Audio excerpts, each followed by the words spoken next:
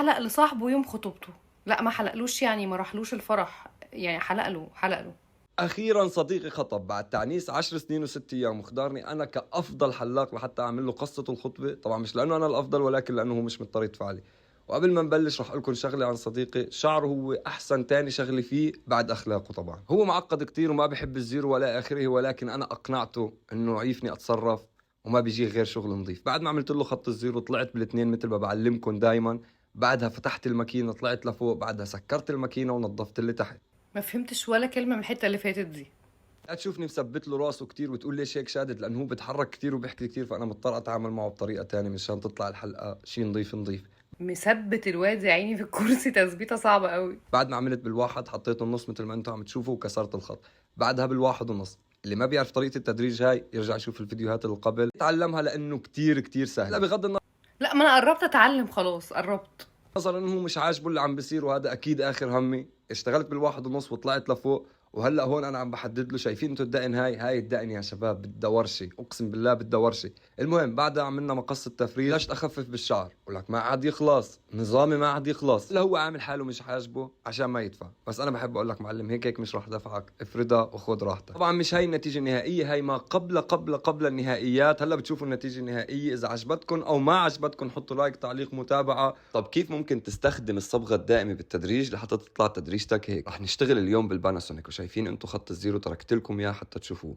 انا بصراحة ما كنتش بحب شكل القصات دي خالص، بس طريقة عملها او طريقة البروسيس بتاعتها بصراحة بحب اتفرج عليه. حتى تشوفوه حطينا رقم 4 اللي هي 4 ملم، وبلشنا نطلع تدريج. هلا بنكب النمرة على جنب، بيبقى عندنا 2 ملم، بنطلع بطرف الماكينة. اهم شيء ما تستعجل وتعجقها.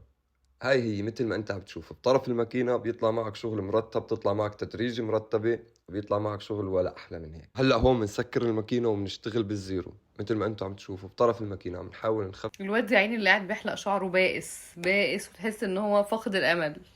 مثل ما انتم عم تشوفوا بطرف الماكينة. عم نحاول نخفف حدية الخط لحتى تبين معنا التدريجي مش أكتر. طبعا هون سماكة الشعر 9 ملم. فيك تشتغل بالماكينة برقم 6، وفيك تشتغل مشطو ماكينة مثل ما راح أعمل هلا. طبعا الاختلاف بسيط بالطريقتين، يكاد لا يذكر طالما أنه الشعر قصير. هلا بنجيب الصبغة الدائمة وبنبلش بالتحديد. طبعا صبغة دائمة معناها هذا الحكي مش دائمة طول العمر، معناها أنه صبغة يعني ما راح تروح بعد الحلاقة بالغسيل، راح تقعد شهر شهرين على حسب. وببلش تحديد الزوايا مثل ما أنتم شايفين. بعد ما أخلص تحديد بوزع هذا السواد على باقي مناطق الشعر لحتى ما تبين الزاوية مغمى أكتر من غيره. أهم شيء قبل ما تتبوجع بالتعليقات، إذا التدريجي ما كانت نظيفة من الأساس هاي الصبغة ما راح تفيدك بشيء.